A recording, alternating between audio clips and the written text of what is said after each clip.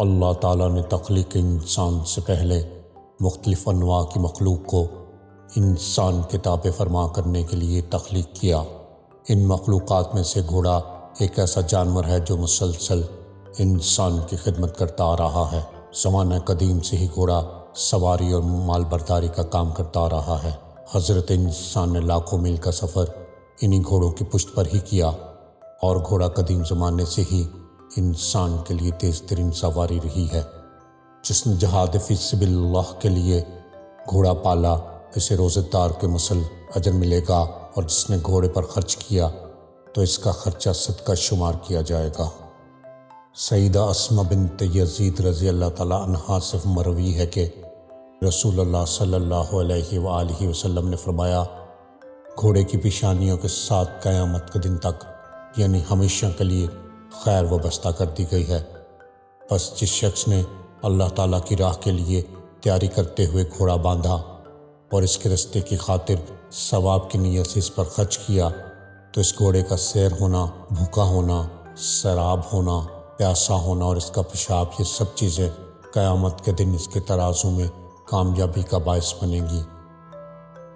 لیکن جس نے گھوڑے کو ریاکاری، شہرت اور اطراحٹ کے لیے پالا، تو اس کا سیر ہونا، بھوکا رہنا، سراب ہونا، پیاسا ہونا اور اس کی لد اور پیشاب، یہ سب چیزیں قیامت کے دن ترازو میں خسارے کا باعث بنیں گی۔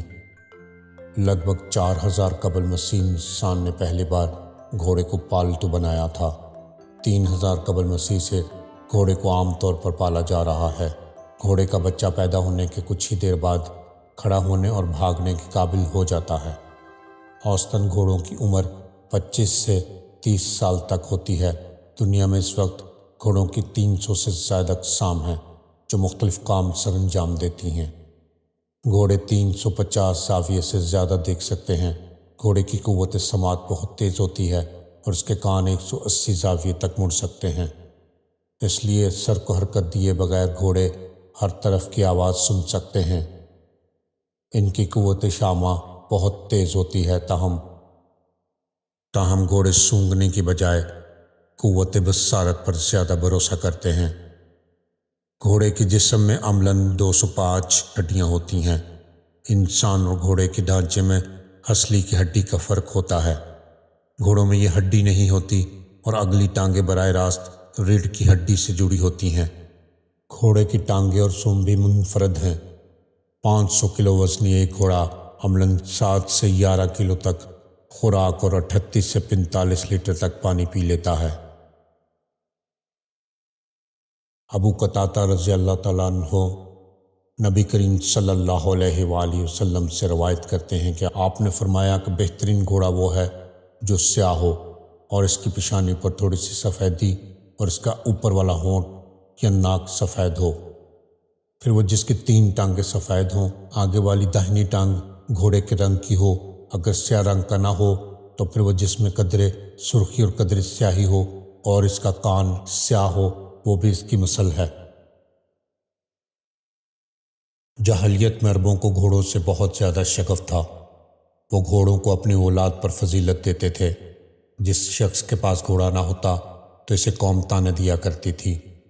عربوں کے مشہور شاعر عنترہ نے ایک عرب قبیلے کو اپنے اشعار میں طعنہ دیا کہ تم کیسی قوم ہو جو گھوڑوں کو اہمیت نہیں دیتی۔ عربوں کے شرفا اور قبیلوں کے سردار گھوڑوں کی خدمت خود کیا کرتے تھے۔ وہ یہ کام خدام اور غلاموں سے نہیں لیتے تھے۔ عربوں کے حکماں کہا کرتے ہیں کہ قبیلوں کے سردار اور شرفا کے لیے 3 کام کرنے میں عار نہیں: والد، مہمان اور گھوڑے کی خدمت۔ گھوڑ سواری اور دوڑ کے مقابلوں میں شرکت قابل فخر ہوا کرتی تھی۔ اس سلسلے میں اپنے کارناموں کو اشعار میں ڈھالتے اور عکاس جیسے بڑے میلوں میں ان اشعار کو دہرایا کرتے اور فخر کیا کرتے تھے۔ اسلام نے بھی گھوڑوں کی اہمیت اور افادیت کو تسلیم کرتے ہوئے اسے پالنے کی ترغیب دی۔ گھوڑوں کی اہمیت کا اندازہ اس بات سے لگایا جا سکتا ہے کہ قرآن مجید میں اللہ تعالیٰ نے گھوڑوں کی قسم کھائی ہے۔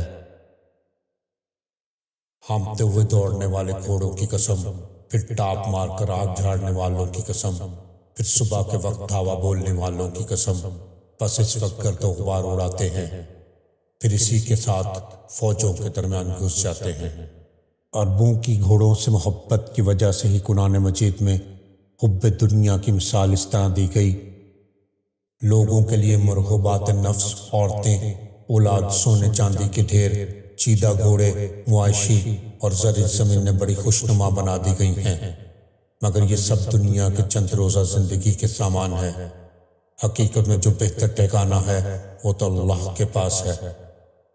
رسول اکرم صلی اللہ علیہ وآلہ وسلم نے بھی گھوڑوں کی تکریم میں فرمایا: جس نے جہاد فی سبیل اللہ کے لیے گھوڑا پالا، اسے روزہ دار کی مثل اجر ملے گا، اور جس نے گھوڑے کو کھلانے اور پلانے اور پالنے پر خرچ کیا تو اس کا خرچہ صدقہ شمار کیا جائے گا۔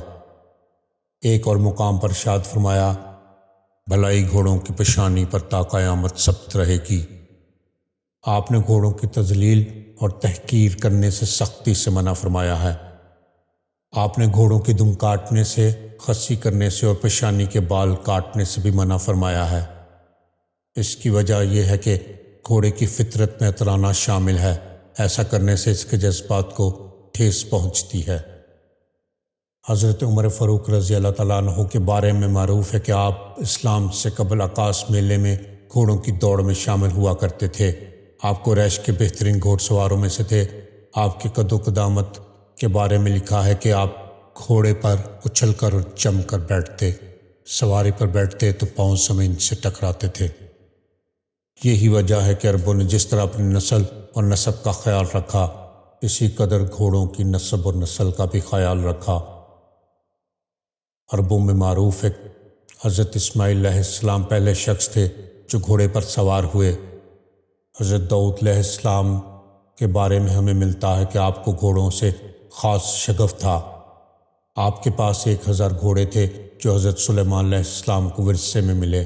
آپ سلیمان علیہ السلام فرمایا کرتے تھے: مجھے میرے والد سے ورثے میں عزیز ترین مال یہی گھوڑے ملے ہیں۔ دیگر متعدد روایات میں ایک روایت یہ ہے کہ ایک مرتبہ حضرت سلیمان علیہ السلام کے سامنے ان کے گھوڑے پیش کیے گئے تو ان میں اتنے محو ہو گئے کہ اللہ کی یاد سے غافل ہو گئے۔ قرآن مجید میں اس بات کی طرف اشارہ ہے۔ قابل ذکر ہے وہ موقع جب شام کے وقت اس کے سامنے خوب سدائے ہوئے تیز رو گھوڑے پیش کیے گئے تو اس نے کہا کہ میں نے اس مال کی محبت اپنے رب کی یاد کی وجہ سے اختیار کی ہے، یہاں تک کہ جب گھوڑے نگاہ سے اوجھل ہو گئے تو اس نے حکم دیا انہیں میرے پاس واپس لاؤ۔ پھر وہ لگا ان کی پنڈلیوں اور گردنوں پر ہاتھ پھیرنے۔ گھوڑوں کا شغف رکھنے والے جانتے ہیں کہ دنیا میں مختلف نسل کے گھوڑوں کی اپنی اہمیت ہے، مگر عربی النسل گھوڑا دنیا بھر میں مقام رکھتا ہے۔ یہ خالص النسل گھوڑے بھی ماہرین کے نزدیک کئی درجے رکھتے ہیں۔ گھوڑے نہ صرف سواری کے لیے کام آتے ہیں بلکہ عربوں کی گھوڑوں سے محبت معروف تھی۔ وہ اپنے گھوڑوں سے اس قدر محبت کرتے تھے جیسے کوئی آدمی اپنی اولاد سے محبت کرتا ہے۔ گھوڑے جگالی نہیں کرتے اور نہ ہی الٹی کر سکتے ہیں، اسی وجہ سے گھوڑوں میں کولنج موت کی وجہ ہے۔ گھوڑے لیٹ کر اور کھڑے ہو کر سونے کی صلاحیت رکھتے ہیں۔ علامہ جاحظ نے لکھا ہے کہ عربوں کی طرح دنیا کی کوئی قوم نہیں جو گھوڑوں سے اتنا شغف رکھتی ہو، نہ ہی کوئی قوم دنیا میں ایسی ہے جسے عربوں سے زیادہ گھوڑوں کا علم ہو۔ گھوڑوں کا عربوں کی زندگی سے نہ صرف گہرا تعلق ہے بلکہ ان کی زندگی کا انٹوٹ حصہ ہے۔ گھوڑے نہ صرف سواری اور کھیل کے میدان میں استعمال ہوتے بلکہ اہم ترین جنگی سامان تھے۔ یہی وجہ ہے کہ عربوں کے دانشور اکسوم بن سیفی نے اپنے قوم کو وصیت کی: ہے میری قوم، گھوڑے پالو اور ان کی تکریم کرنا سیکھو، یہ عربوں کے قلعے ہیں۔